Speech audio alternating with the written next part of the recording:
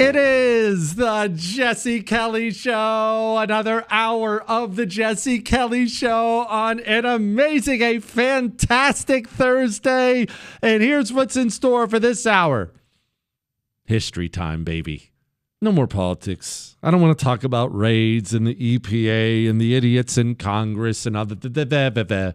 We've done that all week long. And I have owed you this story for quite some time. So you and me, we're about to take some time. Maybe this is part one. Maybe I'll do the whole thing. I have no earthly idea. But we are about to take a long time. And we're about to discuss Alexander the Great and one of the most amazing sieges you've ever heard of in your life. Alexander the Great in the siege of a place called Tyre. Tyre. And actually, maybe, depending on your upbringing or your church attendance now, or just reading the Bible, maybe that name sounds familiar to you. You see, there's this prophetic verse or two. There's a couple of those in the Bible. I think that'd probably be a good place to start out. Maybe you could call this a little foreshadowing, if you will. Ezekiel 26, verse 3. Therefore, thus says the Lord God, behold, I am against you, O Tyre, and I will bring up many nations against you as the sea brings up its waves. They shall destroy the walls of Tyre and break down her towers. I will scrape her soil from her and make her a bare rock. She shall be in the middle of the sea, a place for the spreading of nets, for I have spoken, declares the Lord God. Now let us discuss how things worked out for Tyre. First, before we get to Alexander the Great, let's discuss briefly Tyre, where it is, what we're actually talking about here. As always, maps help. If you are not driving, may I invite you to open up your phone or a computer if you're in front of it, and I want you to look up Lebanon. Lebanon, you know where it is. Lebanon, just north of Israel, over there. You know where it is. This is the Mediterranean, Lebanon, okay? We don't have to get more specific than that, but you can leave the map open if you'd like. This is our area for our story here. Now, we are back we're 300 years before Christ, okay? This is the time of Alexander the Great. That's not exact, but remember, history is not names, dates, and locations. That stuff is boring. History is storytelling. Roughly 300 years before Christ. That's the time we're in, okay? And at this time, the wealthiest, you would probably argue, most powerful empire on the planet is the Achaemenid Persian Empire. It's often known as just the Persian Empire or the Achaemenid Empire, but the Achaemenid Persian Empire. And they are in control of this area at this particular time.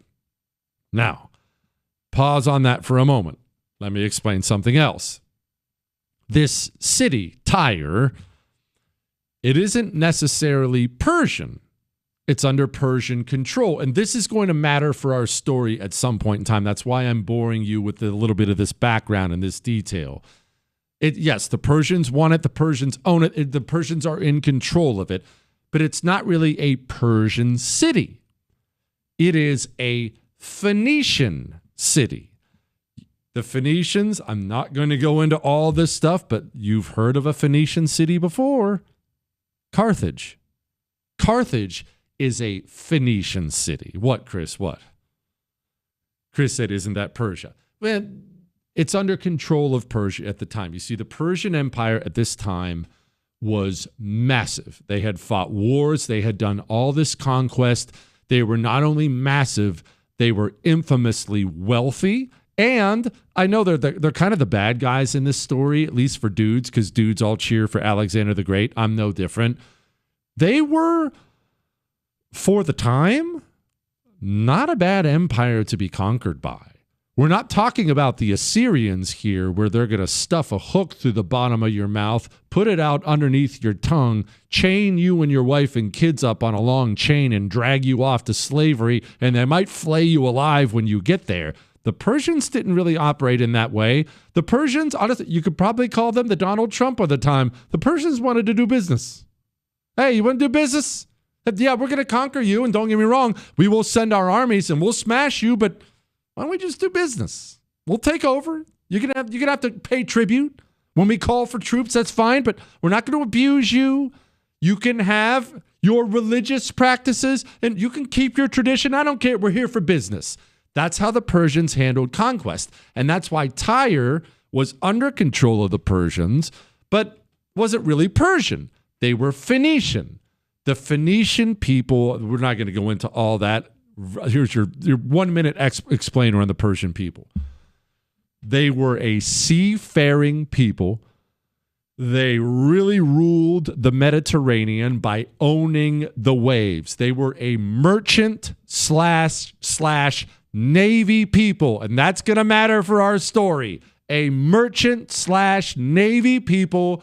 They figured out how to go to and fro on the water, which was a big deal back then. And there weren't speedboats. They figured out how to go to and fro on the water because they were on the ocean, because they figured out how to trade across the water. They were stupid wealthy. Carthage was wealthy. Tyre was wealthy. These Phoenician cities were crazy wealthy. Now, in case maybe you're focusing on the biblical aspect of this because I opened up with a biblical verse. In case you're wondering what was God's axe to grind with these people, they were big on child sacrifice.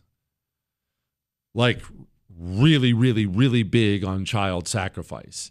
And not that there's any kind of wonderful child sacrifice, Planned Parenthood. Not that there's any kind of wonderful way to kill children, but they burnt them alive. It's horrible. Really, really terrible. And it's not that this would be okay. We're not even just talking babies. Children who are older, they would just cook them alive. A real demonic evil. The Phoenicians, it was what they did. It was part of their religious practice, and they wouldn't repent, and they got crossways with God, and that generally ends with right way. The same way every single time. We'll set that aside. That's Tyre at the time. Phoenician society, Lebanon, that's where you need to think of, under control of the Persians. You with me so far? Now, let's go the other way. Everyone has seen the movie 300, or everyone at least has heard of this. I take that back. Kids, please don't watch the movie 300. Definitely not for the kids. People know the story of the 300 Spartans at Thermopylae. If you don't, the Persians invaded Greece, okay? And that was a complicated affair. The Persians felt they were completely justified invading Greece, but the Persians invaded Greece. This was a long time, over a century before where we are now. But time is a funny thing, meaning how we think about time now isn't how they always thought about it, because the pace of our life is so much faster now. If I was to take you right now and I was to tell you, hey, you need to get a hold of your mother, but you need to wait 5 hours. It's really important that you talk to your mother, but you have to wait 5 hours to do it. That would be stressful, wouldn't it? 5 hours? Why? Why can't I call her? I need to get a hold of Mom. I can text her right now. I can pick up a phone. If I was to teleport you back to just the year 1900 and say, you need to talk to your mom now, and you'll talk to her in 5 hours, you'll be blown away by the speed of it. Whoa, really? That's amazing. What are you, teleporting me there? Greece had not let go of the Persian invasion. When we hear it was 150 years earlier, time to get over it. Everybody's dead by then. They were not over it at all. For the very proud Greeks, that was an affront to them. That was an offense that was ingrained in Greek society, and they were mortified that these uppity Persians and all their money took a big army and they came and invaded Greece. Now, that's the Tyre situation, or that's the Tyre situation, the Phoenician situation. That's the Greek axe to grind. Now, let's introduce Alexander the Great. Next.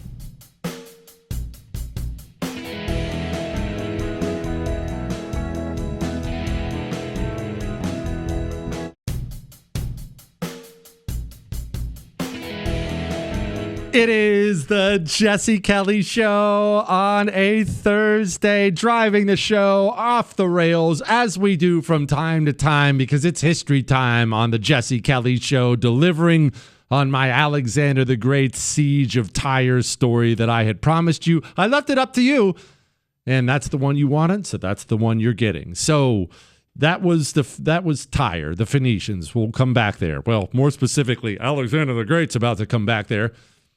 Alexander the Great. It is one of the most amazing stories ever. And believe it or not, I'm actually not talking about his military conquests. I'm talking about the creation of this man. What does it take to create somebody who's capable of conquering the world at the age of 25? What does it take to create somebody who at the age of 20 is commanding armies, who never loses? Surely there's something to his background, right? Well, there is a lot to his background, not all of which I'm going to go into right now, but we have to discuss it because, one, it's fascinating, and two, you can't understand the man until you understand, first, his father. His father is Philip II. His father is one of the most amazing and bravest conquerors of my lifetime.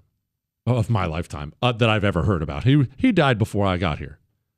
Philip II, Philip of Macedon.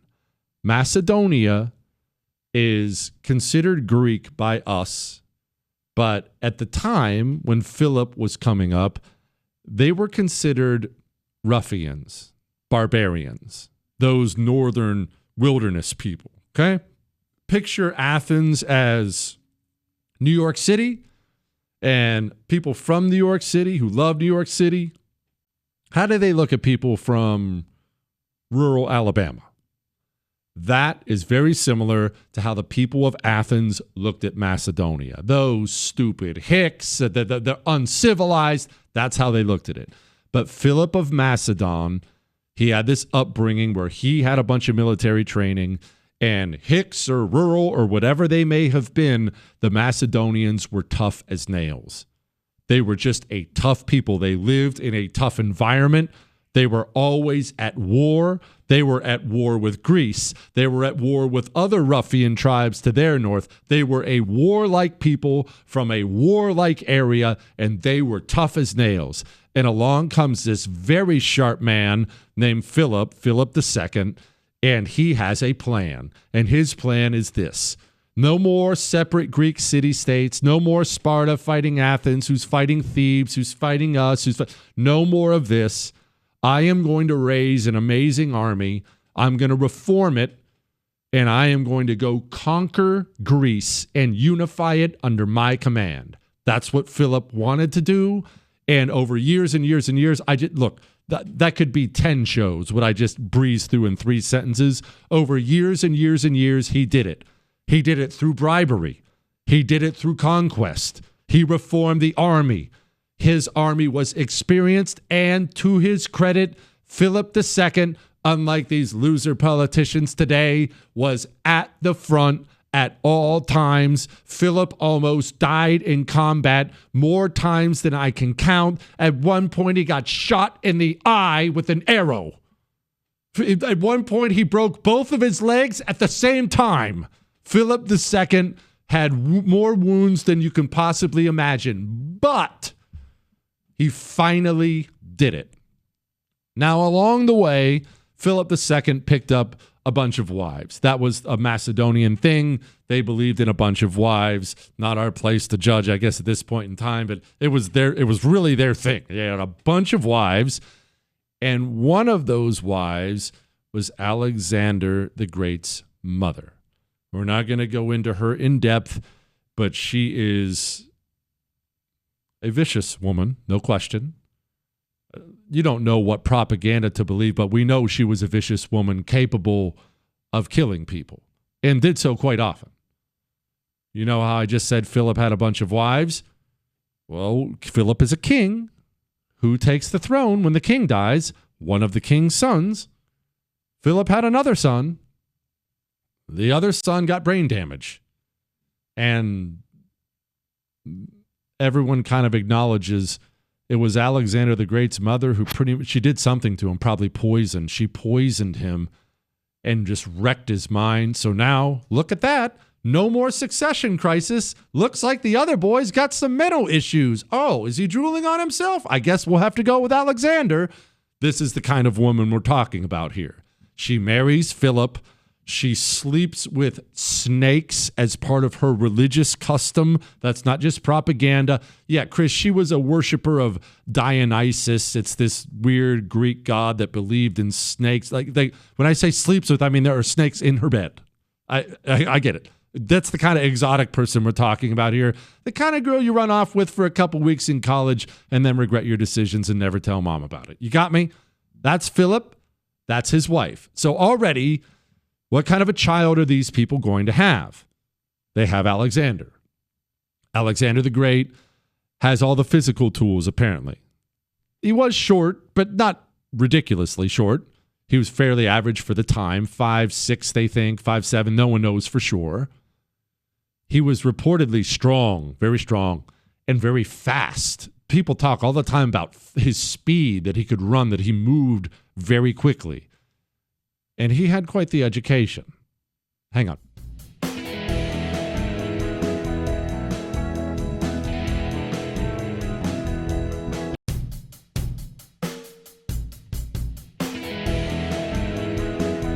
It is the Jesse Kelly Show on a wonderful, wonderful Thursday. We are doing a little bit of history here this hour, a little bit of Alexander the Great, Siege of Tyre history.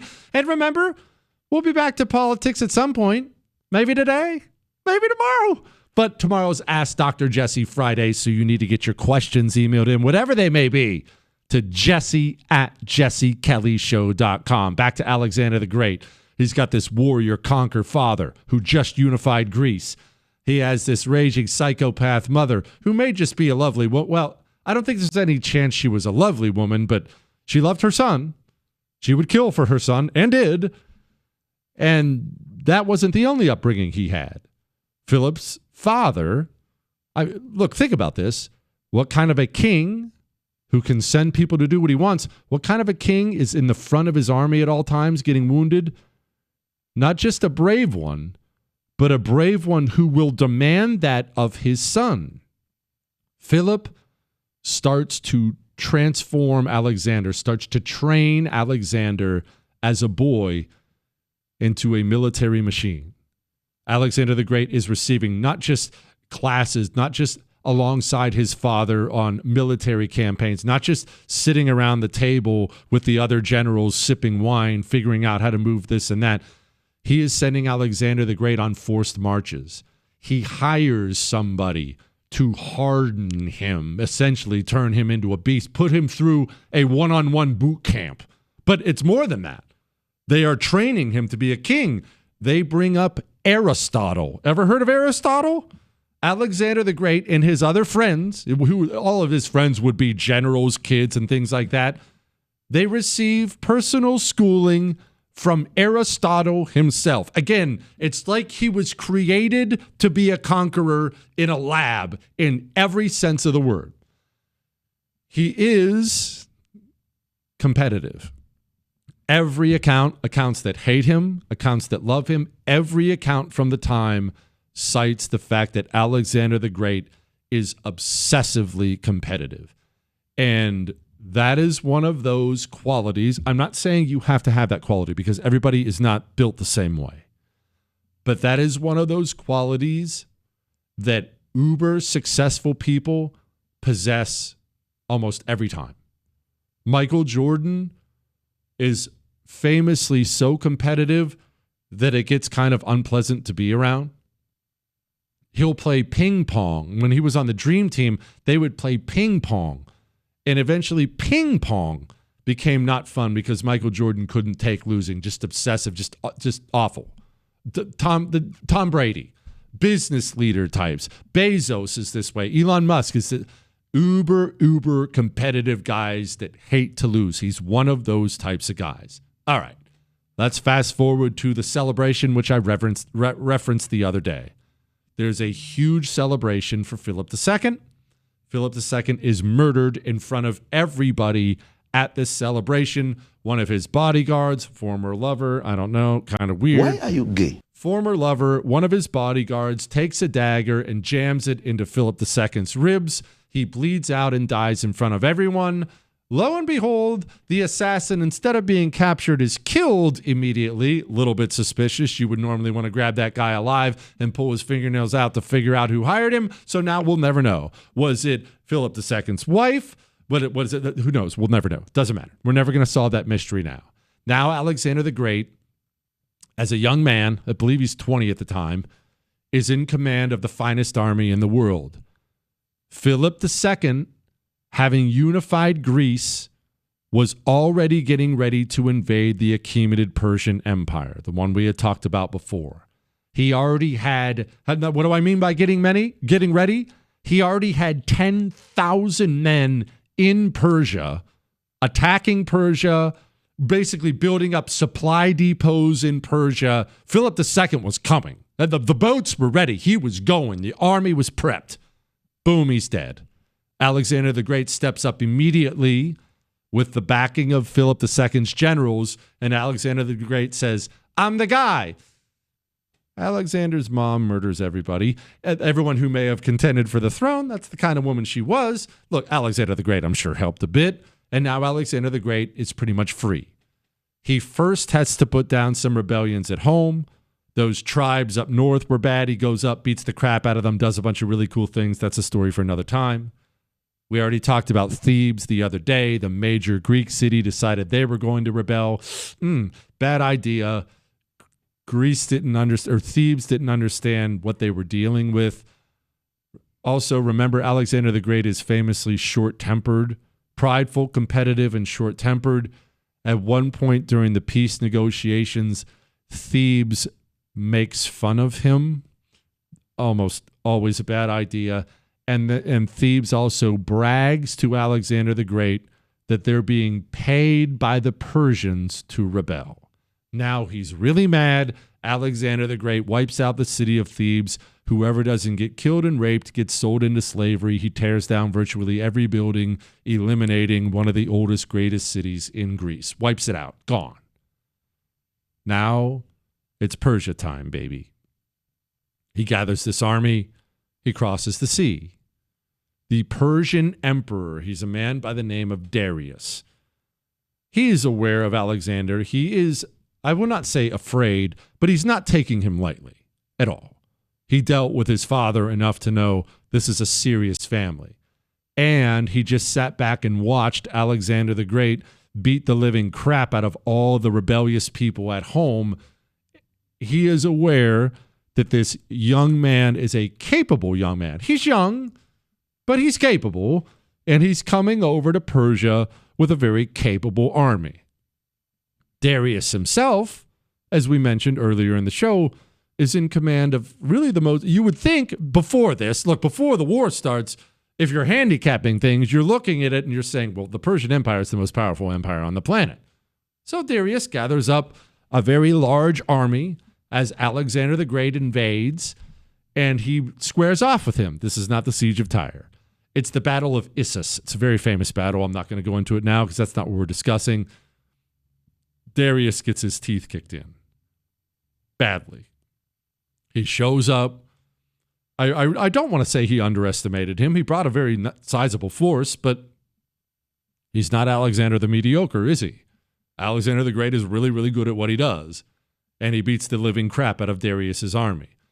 He beats him so soundly that Darius has to flee the field or be killed himself. Probably not going to win any chivalry points. He left behind his wife, his mother, and his children. And Alexander the Great took possession of Darius's wife, mother, and children. Now Darius, remember, you need to think about this geographically because we're about to get to Tyre itself. Darius has taken off. He still has a bunch of troops. But physically, geographically, that's what I don't want to say physically. Geographically, the Achaemenid Persian Empire is huge. It's massive. He has disappeared back into the interior of it as he leaves and goes to gather another army so he can go back and fight Alexander the Great again. When we picture these old wars, Alexander's battles, for instance, we picture that Alexander, he fought him at this one place and then they moved over to this other place and they fought again. And that's not how it works. If you're Alexander the Great, you can't leave Persian troops, Persian cities behind you. You have to supply thousands of men with food and weapons and medical supplies and new troops. You have to secure everything as you go. It's a slow process. It's not show up one day, win one battle, and you won. Doesn't work that way. Now, Alexander has to secure the ports, secure the port cities along the Mediterranean. It's time to go to Tyre.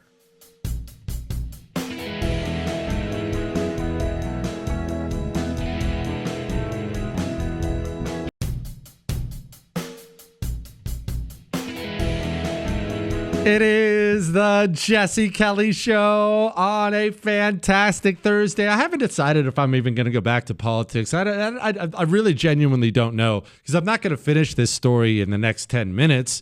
Do I finish it next hour? Maybe I'll ask Chris and Corey. Chris, Corey, do I go back to politics and make them wait till Monday because I can't do it tomorrow and ask Dr. Jesse Friday? Or do I finish the siege of Tyre today? Chris said, we'll see what's in the news. Okay, fair enough. Now, Alexander the Great just defeated King Darius of the Achaemenid Persian Empire, and he has to do things. Remember, I told you to look at Lebanon, because that's the area we're in. He's looking at all that coastline. And along that coastline, back then, there are cities. Remember, we're about 300 years before Christ. There are cities there. And Alexander the Great, he's up north. Okay, so he's going north to south. He starts conquering these cities. He needs control of these port cities. He has to have it. He can't have port cities legal to the Persian Empire in his rear. They'll attack him in the rear. They won't have, I realize that made me sound like Lindsey Graham. They'll attack his supply lines. He can't have it, okay? So he starts attacking. And he starts taking city after city after city until he gets to the city that is our subject today. And this city is known as Tyre. This is the important thing you need to understand. Don't worry, it's easy to understand. He gets to the city on the coast.